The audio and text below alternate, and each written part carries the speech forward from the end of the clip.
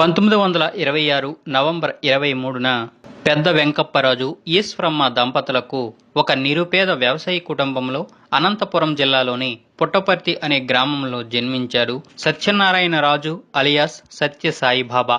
సత్యనారాయణ వ్రతం చేసిన తర్వాత పుట్టాడు కాబట్టి ఇతనికి సత్యనారాయణ రాజు అని పేరు పెట్టారు. ఇతను పుట్టిన సందర్భంలో ఇంట్లో సంగీత వాద్యాలు వాటంతట అవే మోగాయని చెప్పుకుంటారు. ప్రొఫెసర్ నారాయణ కస్తూరి రచించిన జీవిత కథ ప్రకారం సత్యనారాయణ వ్రతం తర్వాత ఈశ్వరమ్మ గారికి ఒక నీలిరంగు గోళం వంటి కాంతి తనలో లీనమవుతున్నట్లుగా కల వచ్చింది. తరువాత ఆమె గర్భవతి అయ్యింది. బిడ్డ జననం తర్వాత పక్కలో ఒక నాగుబాము దర్శనమిచ్చింది. కొందరు భక్తులు సాయిబాబాను నాగరాజుగా భావిస్తారు. అయితే ఈ అనుభవాల గురించి ఆ సమయంలో ఉన్న వ్యక్తుల నుండే విభిన్న కథనాలు వినబడుతున్నాయి. దగ్గరలో ఉన్న బుక్కపట్నం గ్రామంలో సాయిబాబా ప్రాథమిక విద్య సాగింది. చిన్న వయసులోనే నాటకాలు, సంగీతం, కవిత్వం, నటన వంటి కళలలో ప్రావీణ్యత కనబరిచాడు. తరువాత ఉరవకొండ ఉన్నత పాఠశాలలో చదివాడు. మార్చి 8, 1940లో కొంత విచిత్రమైన ప్రవర్తన కనబరిచాడు. ఈ సంఘటన తరువాత అతని ప్రవర్తనలో మార్పులు కనబడ్డాయి. సమాధి స్థితిలో ఉన్నట్లుగా ఉండేవాడు. పురాతన శ్లోకాలు చెప్పేవాడు. భోజనం సరిగా చేసేవాడు కాదు. 1940లో తాను షిరిడి సాయిబాబా అవతారమని ప్రకటించుకున్నాడు. అదే పేరు తనకు పెట్టుకున్నాడు. కస్తూరు రాసిన జీవిత చరిత్ర ప్రకారం 1940 అక్టోబర్ 20లో తన 14 ఏండ్ల వయసు అప్పుడు తన పుస్తకాలు వదిలేసి నా భక్తులు నన్ను పిలుస్తున్నారు, నా పని నాకుంది అని చెప్పాడు. తరువాత 3 ఏండ్ల పాటు ఎక్కువ సమయం దగ్గరలోని ఒక తోటలో చెట్టు కింద గడిపాడు. అప్పుడే అతని చుట్టూ ప్రజలు గుమిగూడడం మొదలుపెట్టారు. వారితో అతను భజనలు చేయించేవాడు. ఆ సమయంలోనే అతను ఈ కాలానికి చెందిన అవతారం అని ప్రకటించుకున్నాడు. అప్పటి నుండి సాయిబాబా అదే విషయం చెబుతూ వచ్చాడు. 1942 నాటి బుక్కపట్నం స్కూల్ రికార్డులలో అతని పేరు కూడా ఉంది. 1940లో అనుచరులు అంటే భక్తులు ఒక గుడిని కట్టారు. ప్రస్తుతం ఆశ్రమైన ప్రశాంతి నిలయం నిర్మాణం 1948లో మొదలైంది. 1963లో తన ప్రవచనాలలో తాను శివుడు, శక్తుల అవతారమని ప్రకటించుకున్నాడు. అదే ప్రవచనంలో తాను షిరిడి సాయిబాబా అవతారమని, భవిష్యత్తులో ప్రేమ సాయిబాబాగా అవతరిస్తానని కూడా చెప్పుకున్నాడు. ఇదే విషయాన్ని 1976లో పునరుద్ఘాటించాడు. నారాయణ కస్తూరి రాసిన జీవిత కథ సత్యం శివం సుందరంలో ప్రేమ సాయిబాబా అవతరణ మైసూరు రాష్ట్రంలో జరగనున్నదని వ్రాసుకున్నారు. షిరిడి సాయిబాబా భక్తురాలైన శారదాదేవి కథనం ప్రకారం తన మరణం కాలంలో షిరిడి సాయిబాబా ఆమెకు తాను మరో 8 సంవత్సరాలలో సత్య పేరుతో ఆంధ్రప్రదేశ్లో అవతరిస్తాను అని చెప్పాడు. సత్య సాయిబాబాకు 2 అక్కలు, 1 అన్న, 1 తమ్ముడు జానకిరామయ్య ఉన్నారు. 2003లో జరిగిన ఒక ప్రమాదంలో సత్యసాయిబాబా తుంటి ఎముకకు గాయమైంది. 1958లో సత్యసాయిబాబా అనుచరులు సనాతన సారథి అనే ఒక అధికారిక పత్రికను ప్రచురించడం ప్రారంభించారు. 1960 నుండి పాశ్చాత్య దేశాల నుండి ఆధ్యాత్మిక విషయాలపై ఆసక్తి ఉన్నవారు సత్యసాయిని సందర్శించడం అధికం అయ్యింది. ఒక్క 1968లో మాత్రమే ఈశాన్య ఆఫ్రికా ప్రాంతానికి సాయిబాబా భారతదేశం దాటి బయటికి వెళ్ళాడు. కానీ అతని అనుచరులు, భక్తులు, సంస్థలు ప్రపంచవ్యాప్తంగా విస్తరించి అప్పటికే ఉన్నాయి. 1960లో ఒక ప్రవచనంలో తాను ఈ మానవ రూపంలో ఇంకా 59 సంవత్సరాలు ఉంటానని చెప్పాడు. 1984లో ప్రచురింపబడిన ఒక పుస్తకంలో బాబా ఇలా చెప్పాడని వ్రాయబడింది. నా పాత శరీరంలో నేను ముసలివాడును, బలహీనుడును అయ్యాను. కానీ ఈ క్రొత్త శరీరంలో అలా కాను. సాయిబాబాకు గీత అనే పెంపుడు ఏనుగు ఉండేది.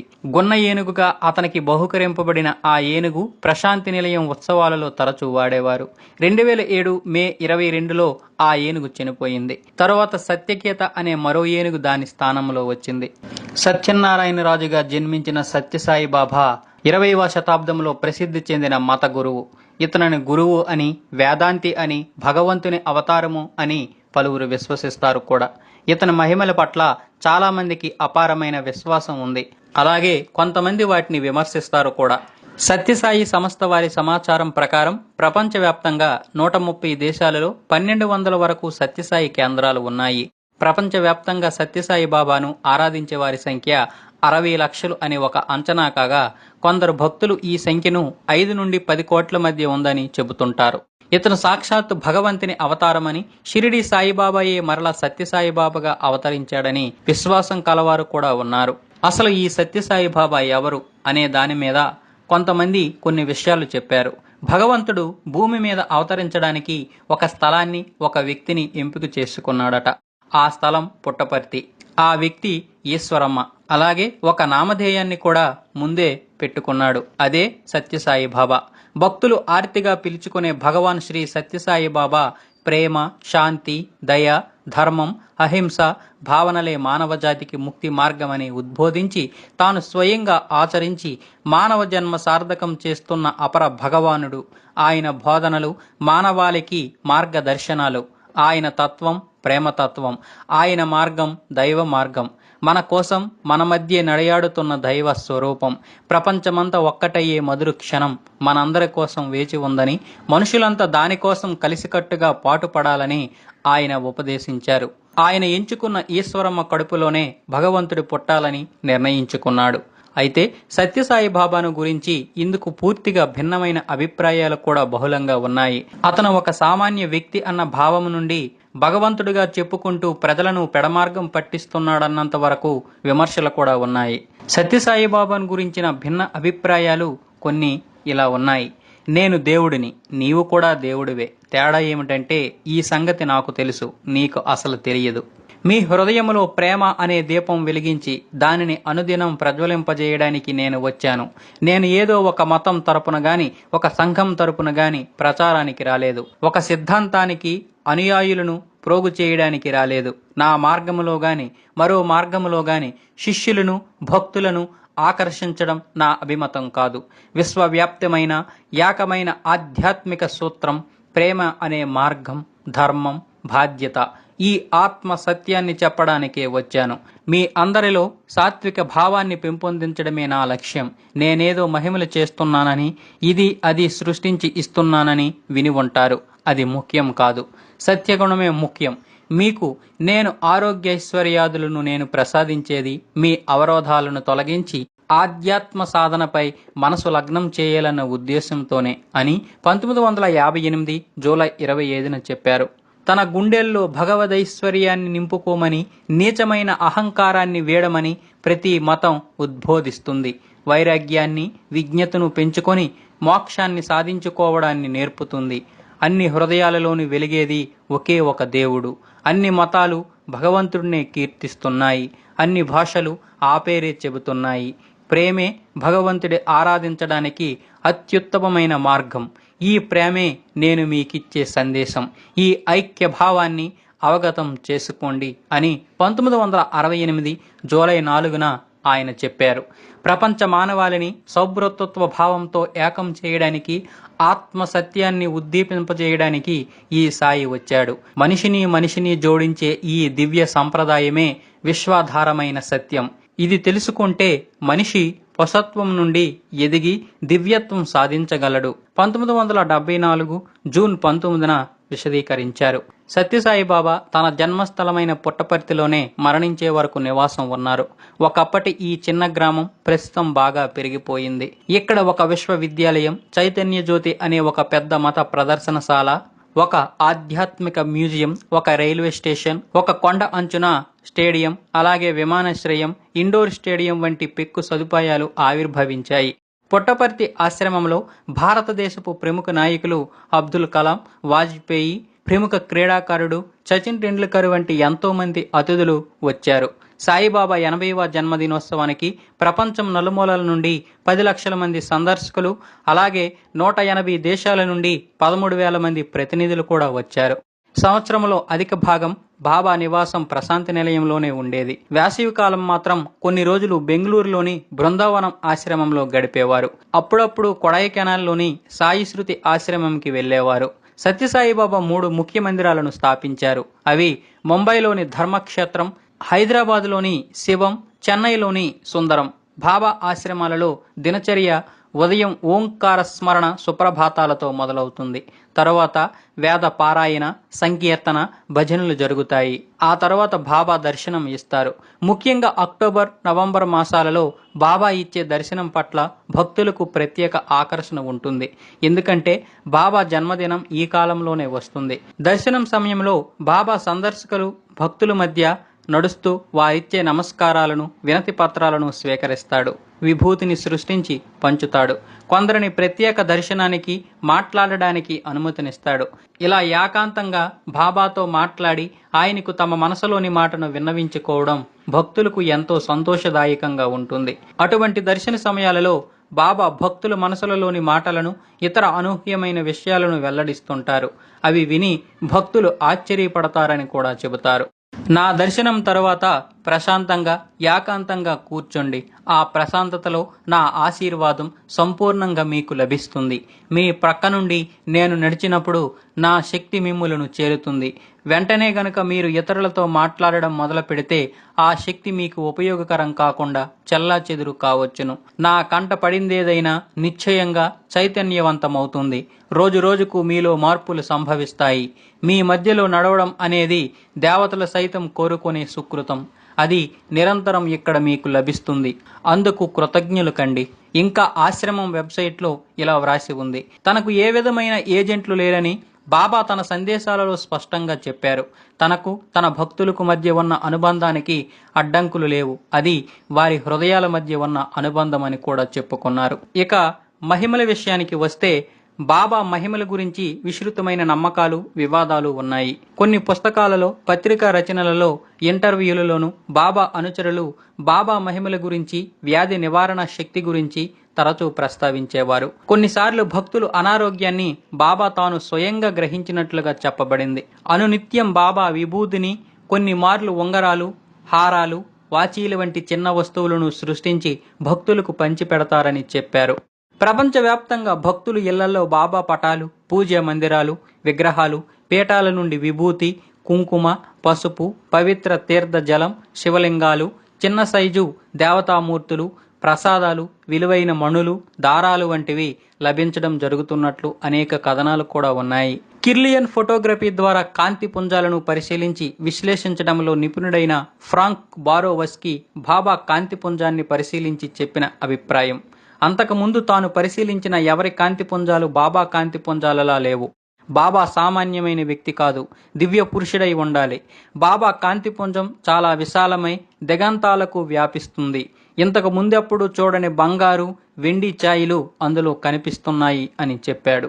ఐస్లాండ్కు చెందిన మనోవిజ్ఞాన శాస్త్రవేత్త ఎర్లాండ్ హెరాల్డ్ సన్ నియంత్రిత్వ పరిస్థితులలో బాబాను అధ్యయనం చేయడానికి ప్రయత్నించాడు. కానీ అందుకు అనుమతి లభించలేదు. అయినా ఆ శాస్త్రవేత్త బాబా మహిమల గురించి విస్తృతంగా ఇతరులను ఇంటర్వ్యూ చేసి, అధ్యయనం చేసి తన పరిశోధనలు ప్రచురించాడు. భక్తులను, పూర్వ భక్తులను ఇంటర్వ్యూ చేయడం ద్వారా అతనికి అనేక అసాధారణ విషయాలు తెలియవచ్చాయి.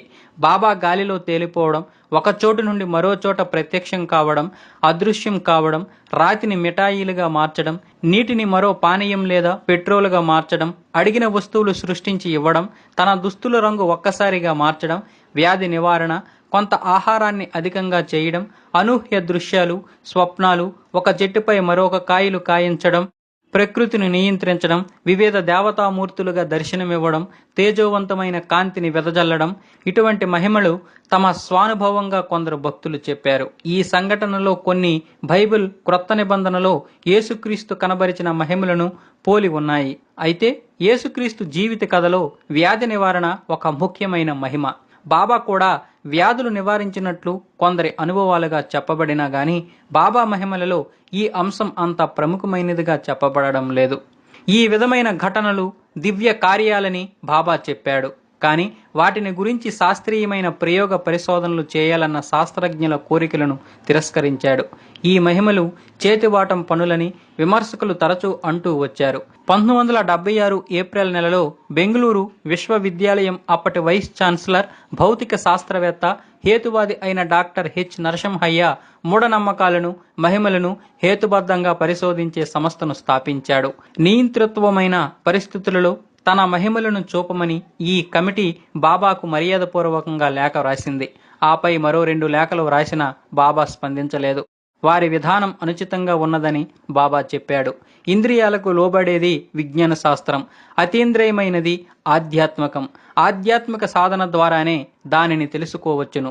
విశ్వంలో అద్భుతాలలో కొద్ది విషయాలను మాత్రమే విజ్ఞాన శాస్త్రం వెలుబుచ్చగలిగింది అని బాబా చెప్పాడు. ఈ కమిటీ ప్రతికూల భావాలు, ఈ పనికి వారిచ్చిన ప్రచారము, సాయిబాబా పట్ల వారికున్న వ్యతిరేక భావము స్పష్టంగా ఉన్నాయి. కనుక కమిటీ ప్రయత్నాలు ముందుకు సాగలేదు అని హెరాల్డ్ వ్రాశాడు. తమ అభ్యర్థనకు సాయిబాబా మిన్నకొండడాన్ని బట్టి బాబా మహిమలు బూటకమని తేలుతున్నదని నరసింహయ్య చెప్పారు. మొత్తానికి ఈ వార్తాపత్రికలలో ఈ విషయం గురించి చాలా కాలం వాద ప్రతివాదాలు నడిచాయి. నరసింహయ్య స్థాపించిన కమిటీ 1977లో రద్దయింది. 1992లో కెనడా దేశపు అసమ్మతివాది డేల్ బేయర్షట్టెన్ సాగించిన అధ్యయనం ద్వారా బాబాకు అతీంద్రియ శక్తులున్నాయన్న కథనాలలో వాస్తవం లేదని తెలుస్తున్నది అని బాబా విమర్శకులలో ఒకడైన అలెగ్జాండ్రా నగెల్ 1994లో ఒక వ్యాసంలో పేర్కొన్నాడు. 1995లో గురు బస్టర్స్ అనే ఒక యూకే ఛానల్ 4 టెలివిజన్ కార్యక్రమంలో బాబా మహిమలను మోసాలుగా చూపే వీడియో టేపును ప్రదర్శించారు. తర్వాత ఈ వీడియో టేపులను ప్రత్యేక నిపుణులతో విశ్లేషణ చేయించారు. కానీ మోసం అని ధృవీకరించే ఏ విధమైన ఆధారాలు నిపుణులకు లభించలేదు. 2000 సంవత్సరం డిసెంబర్ నెలలో ఇండియా టుడే పత్రికలలో ఇంద్రజాలికుడు పిసి సర్కార్ జూనియర్ బాబా చేసేవన్నీ మోసాలని పేర్కొన్నాడు. అలాగే బసవ ప్రేమానంద్ అనే హౌస్ శాఖ ఇంద్రజాలికుడు బాబా ఒక కపటి అని ఆరోపించాడు. బంగారు వస్తువులు సృష్టిస్తున్నట్లు చెప్పుకున్నందున బాబా గోల్డ్ కంట్రోల్ చట్టాన్ని ఉల్లంఘిస్తున్నాడని 1986లో బాబాపై వాద్యం కూడా దాఖలు చేశాడు. ఈ కేసు కొట్టివేయబడింది. కానీ అతీంద్రియ శక్తి చట్ట ప్రకారం గుర్తింపబడలేదని మళ్లీ ప్రేమానంద్ అప్పీల్ చేశాడు. బాబా చూపే కొన్ని మహిమలను తాను కూడా చేయగలనని 2004లో సీక్రెట్ స్వామి అనే బీబీసీ కార్యక్రమంలో చెప్పాడు. అయితే కొందరు బాబా విమర్శకులు కూడా బాబాకు కొన్ని అసాధారణ శక్తులున్నాయని అంగీకరిస్తున్నారని అదే కార్యక్రమంలో చెప్పబడింది. సత్యసాయి బాబా 1971లో వాల్టర్ కొవానును పునరుజ్జీవింపజేశాడనే ఒక కథనం కూడా ఉంది. ఇది నమ్మదగినదిగా అనిపించడం లేదని బ్రిటిష్ పాత్రికేయుడు మిక్ బ్రౌన్ తన 1998 రచన ది స్పిరిచువల్ టూరిస్ట్లో పేర్కొన్నాడు. లండన్లో బాబా పటాల నుండి విభూతి రాలడం కూడా అదే పుస్తకంలో మిక్ బ్రౌన్ చర్చించాడు. ఈ కథనాలలో ఏమీ మోసం గాని వాటం గాని లేవని అతను అభిప్రాయపడ్డాడు. బాబా సర్వజ్ఞుడనే భావాల గురించి మిక్ బ్రౌన్ చెప్పినది ఏమిటంటే, బాబా చెప్పిన భవిష్యత్తు విషయాలు, బైబిల్లో చెప్పిన భవిష్యత్తు విషయాలు, అసలు జరిగిన విషయాలు, వీటిని స్కెప్టిక్స్ పరిశీలించి ఆయా విషయాలలో పొంతన లేకపోవడం గురించి స్పష్టంగా రాశాడు. 2007 అక్టోబర్లో సత్యసాయిబాబా తాను చంద్రునిలో విశ్వరూపం చూపుతానని అన్నాడు. అప్పుడు వేలాది జనం ఆశ్రమంలో గుమిగూడారు. బాబా కూడా అక్కడికి వచ్చి 1 గంట ఉండి వెళ్లిపోయాడు. అసలు ఏమీ జరగలేదు. సత్యసాయి బాబా ఒక మంచి వక్త. తెలుగులో బాబా ఆధ్యాత్మిక ఉపన్యాసాలు, బోధనలు అందరికీ అర్థమయ్యేలాగా ఉదాహరణలతో కూడి ఉంటాయి. తాను సకల దేవతా స్వరూపుడైన అవతారమని బాబా చెప్పుకునేవాడు. అంతేకాకుండా అందరిలోనూ దేవుడున్నాడని, అయితే ఆ సంగతి తనకు తెలిసినట్లుగా ఇతరులకు తెలియడం లేదని, అదే ముఖ్యమైన తేడా అని చెప్పుకున్నాడు. ఈ బోధన అద్వైత సిద్ధాంతానికి దగ్గరగా ఉంది. మానవులు కామక్రోధాది వికారాలకు దూరంగా ఉండాలని కూడా బోధించాడు.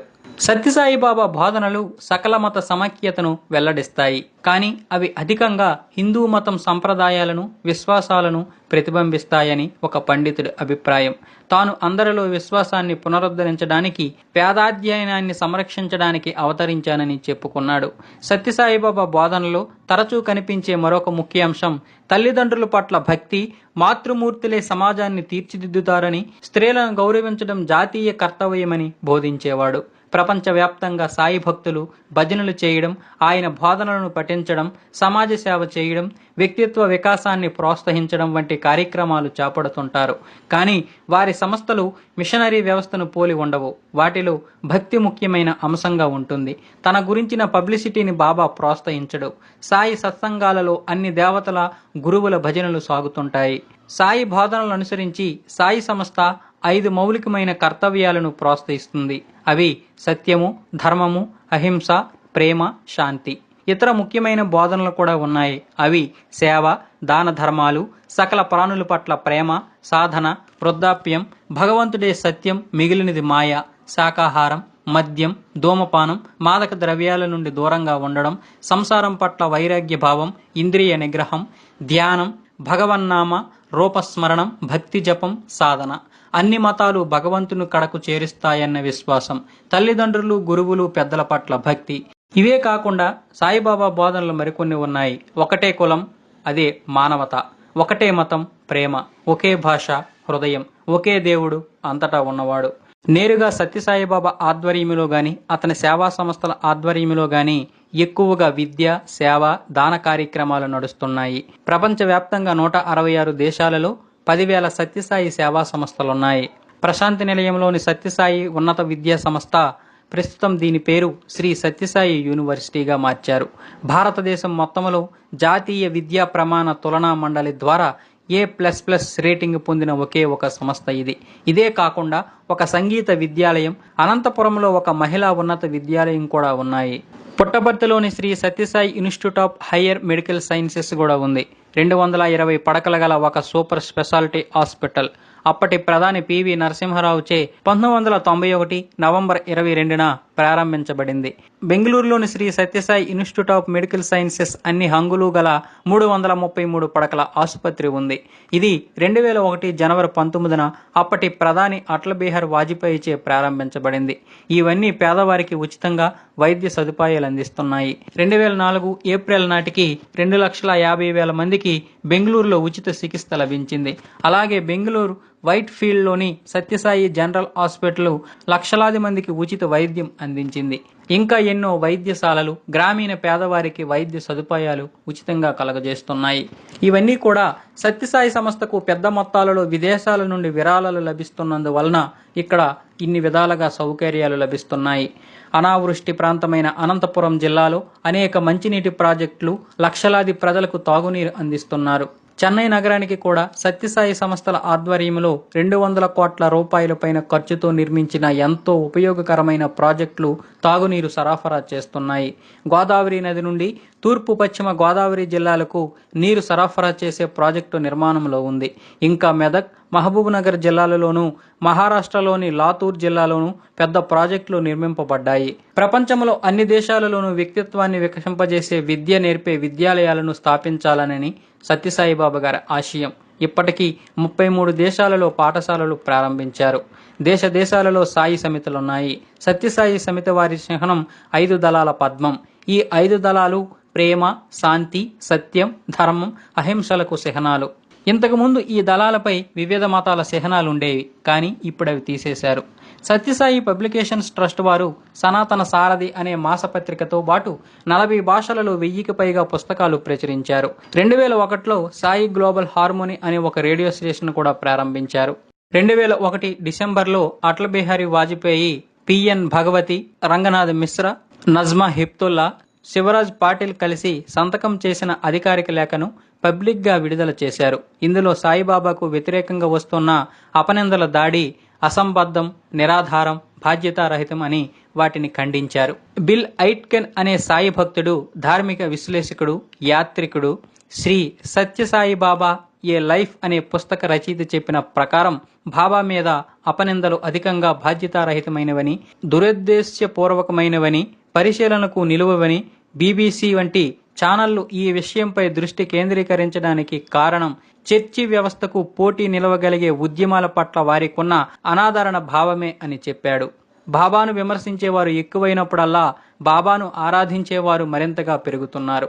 ముఖ్యంగా లైంగిక ప్రవర్తన గురించిన BBCలో వచ్చిన నిందలు పూర్తిగా ఆధారరహితమని అశోక్ భగాని అనే ఒక భక్తుడు వివరించాడు. ఎందుకంటే ప్రైవేటు దర్శన సమయంలో కుటుంబ సభ్యులు గాని, మిత్రులు గాని తప్పక భక్తునికి తోడుగా ఉంటుంటారు. కేవలం 2 పాశ్చాత్యుల కథనం ఆధారంగానే సీక్రెట్ స్వామి అనే BBC డాక్యుమెంటరీ తయారయ్యిందని, తన దీర్ఘకాలిక పరిశీలన ప్రకారం అటువంటి ఘటనలకు అవకాశమే లేదని మరొక విద్యార్థి వివరించాడు. పుట్టపర్తి ఆశ్రమం సెక్రటరీ కె చక్రవర్తి ఇటువంటి నిందలపై వ్యాఖ్యానించడానికి నిరాకరించాడు. మహాపురుషుల జీవితాలలో వివాదాలు రాకపోలేదని, ఇదంతా బాబా లీల అని, వివాదాలు వచ్చినా బాబా పట్ల ఆరాధన పెరుగుతూనే ఉన్నదని బాబా అనువాదకుడు కుమార్ అన్నాడు. తాను పరిశీలించిన ప్రకారం బాబా ప్రవర్తనలో ఏమాత్రం అసభ్యత లేదని, తాను స్వయంగా బాబా అసాధారణ శక్తులను చూశానని డెన్మార్కుకు చెందిన తోరుబ్ధార్ మేయర్ అన్నాడు. 2007 జనవరిలో ఆంధ్రప్రదేశ్ విభజించడం, తెలంగాణను ఏర్పరచడం పాపమని సత్యసాయిబాబా అన్న మాటలు స్థానికంగా రాజకీయ దుమారాన్ని సృష్టించాయి. ఇందుకు నిరసనగా తెలంగాణ రాష్ట్ర సమితి నాయకుడు కె చంద్రశేఖరరావు, ఇతర తెలంగాణ వాదులు బాబాను తీవ్రంగా విమర్శించారు. పెద్దపెట్టిన నిరసన ప్రదర్శనలు కూడా జరిగాయి. బాబా భక్తుల ద్వారా ప్రతి ప్రదర్శనలు కూడా జరిగాయి. బాబా 2011 ఏప్రిల్ 23న నిర్యాణం చెందారు.